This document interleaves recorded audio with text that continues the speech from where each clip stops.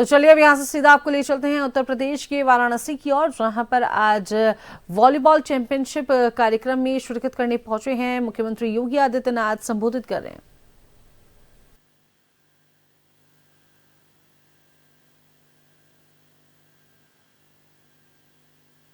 और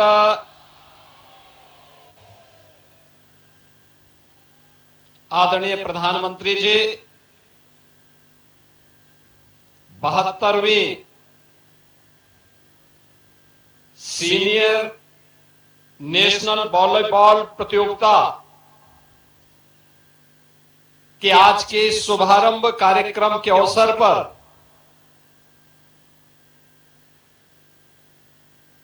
आपकी अपनी अविनाशी काशी में पधारे देश भर के वॉलीबॉल खिलाड़ियों, उनके कोचेज और उत्तर प्रदेश की 25 करोड़ जनता जनार्दन की ओर से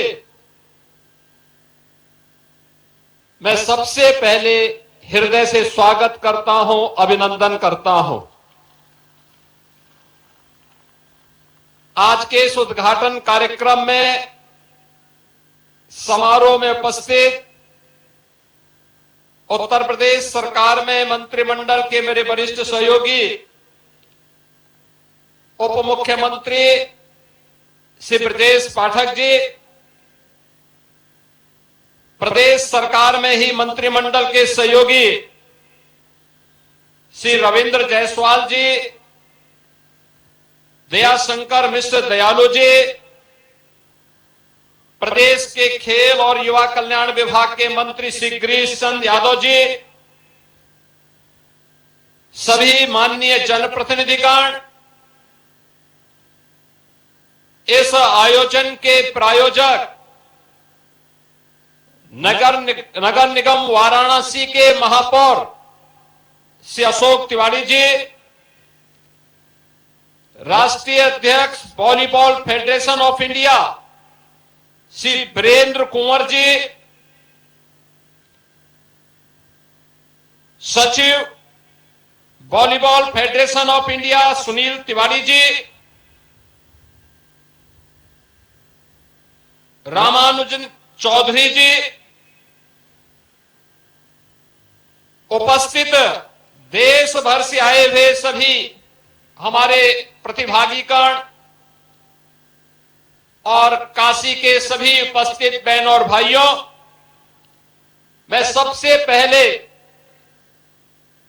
आदरणीय प्रधानमंत्री जी का जो सानिध्य अभी कुछ देर में हमें प्राप्त होने वाला है,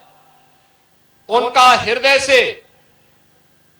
इस आयोजन के अवसर पर स्वागत करते हुए, अभिनंदन करते हुए उनका मैं आभार व्यक्त करता हूं।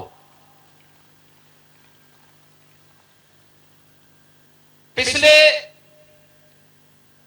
11 साढ़े 11 वर्ष के अंदर पूरे देश ने भारत के समग्र विकास को अपनी आंखों से देखा है, एक नए बदलते हुए भारत को। जो भारत अपनी विरासत पर, आधुनिक विकास पर गौरव की अनुभूति तो कर ही रहा है,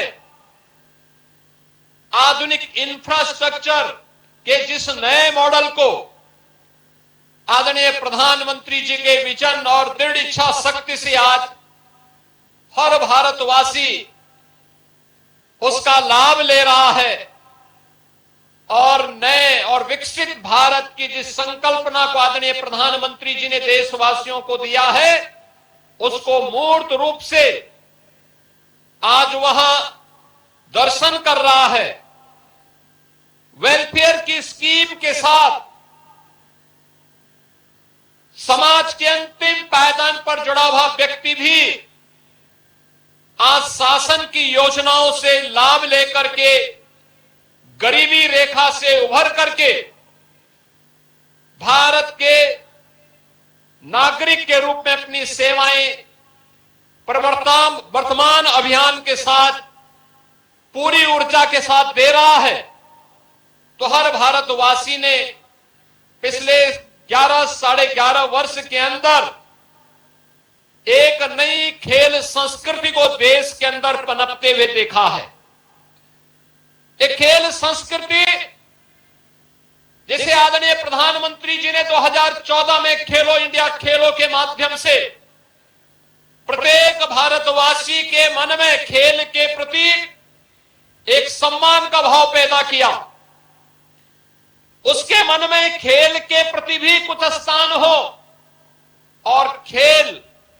अब केवल समय बर्बादी का नहीं बल्कि जीवन के सर्वांगीण विकास का और भारतीय मनीषा के उस भाव को जो प्राचीन काल से ही भारत का ऋषि जिसके बारे में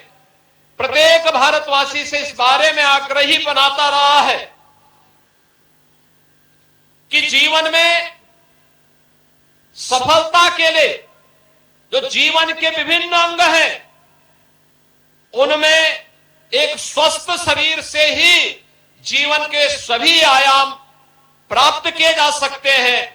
आज खेल की इस नई संस्कृति ने खेलो इंडिया खेलों के माध्यम से, फिट इंडिया मूवमेंट के माध्यम से, सांसद खेलकूद प्रतियोगिता के माध्यम से और साई के माध्यम से हर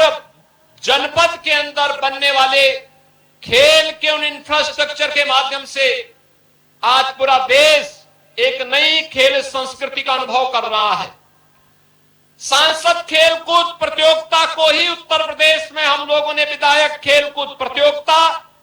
और ग्रामीण खेलकूद के विभिन्न लीग प्रतियोगिताओं के माध्यम से भी आगे बढ़ाने का कार्य किया है। आज गांव से लेकर के शहर तक, ग्रामीण स्तर से लेकर के राष्ट्रीय स्तर तक की प्रतियोगिताएं अब एक आम नागरिक के लिए देखते हुए बन रही हैं और उसी क्रम में 43 वर्षों के बाद यह senior national volleyball championship Uttar Pradesh के अंदर